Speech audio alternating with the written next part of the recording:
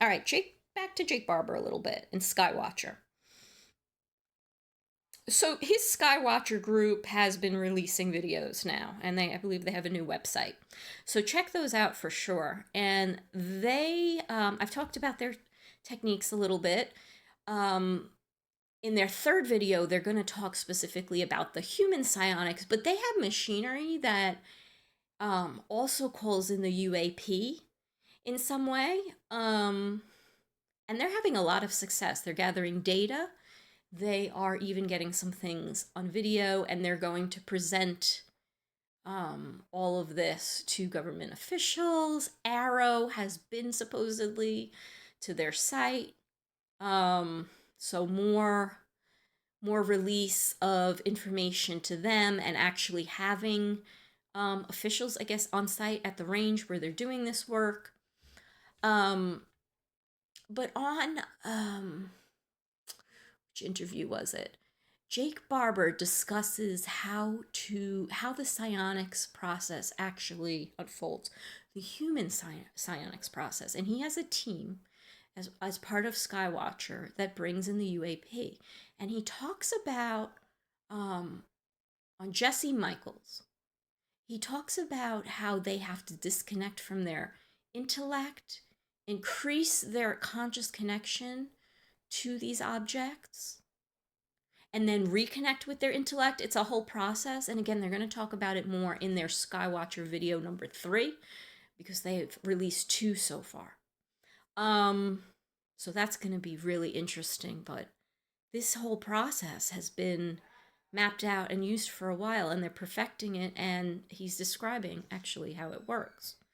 So in his second Skywatcher video, they go into 9 varieties of UAP that they're detecting. They're starting to classify them. And so here is the 9 varieties of UAP that they have classified so far. All right, so the Tic Tac, which was seen by Ryan Graves and others during Navy flights off of the coast, a blob, these blobby-like things, beams, manta ray shapes, bright star-like objects. Jellyfish is one of the most interesting, because that, they say, seems to have the most impact on the psionics team members in terms of consciousness and, I guess, feeling emotions from those sightings. Now, there had been a jellyfish video disclosed even by the military that Lou Elizondo and others have talked about. It's been featured on Weaponized. You can find that video. It's a military video. Someone smuggled that out of somewhere. It looks like a jellyfish floating along, right? The other 2 are hornet and the egg. The egg that has been seen for millennia, right, supposedly, and that Jake Barber, of course, in his famous interview, described that being one of the UAP that he recovered during his operations. What is so interesting about Skywatcher is they're really inviting the public to get involved in this. They want to collect data from many different places and continue to classify and study this. Now, this requires what I'm going to explain to you as research. So in research, we have deductive, where we have a hypothesis, and we try to confirm or refute that hypothesis through looking at data. An inductive process is you gather data, and then you generate research questions. The nature of the UAP data collection process and observation and the entire subject is it is unfolding in such complexity and awe-inspiring speed and complexity, to the extent that I think that will be an inductive process for a very long time, where data needs to be gathered and consolidated from all different places. So that includes Skywatcher, but civilians as well, military agencies, everyone. This is where Jake Barber and Skywatcher wants to go. So they're actually really, Jesse Michaels says we're in the most fascinating period of science in millennia, which I completely agree with. So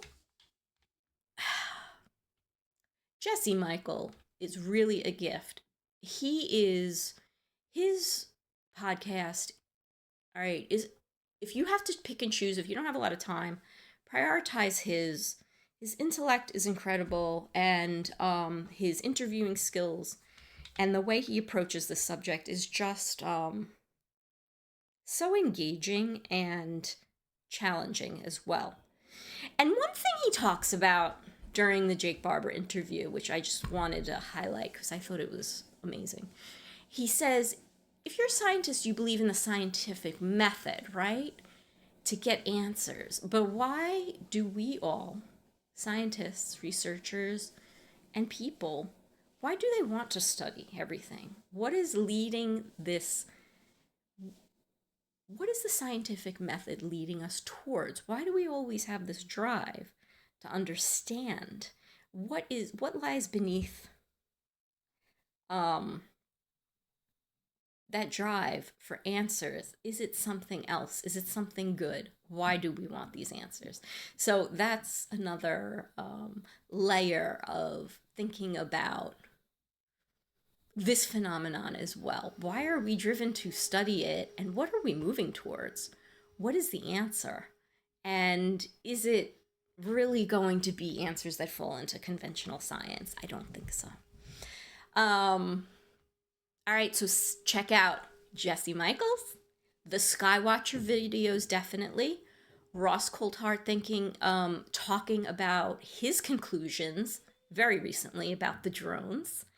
And I'll continue to bring you highlights and updates.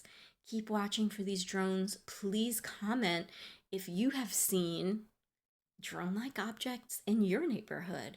And let's see what happens in the spring and summer when we're out there more often. Those of us in areas where there's seasons, right? We're going to start to go outside more.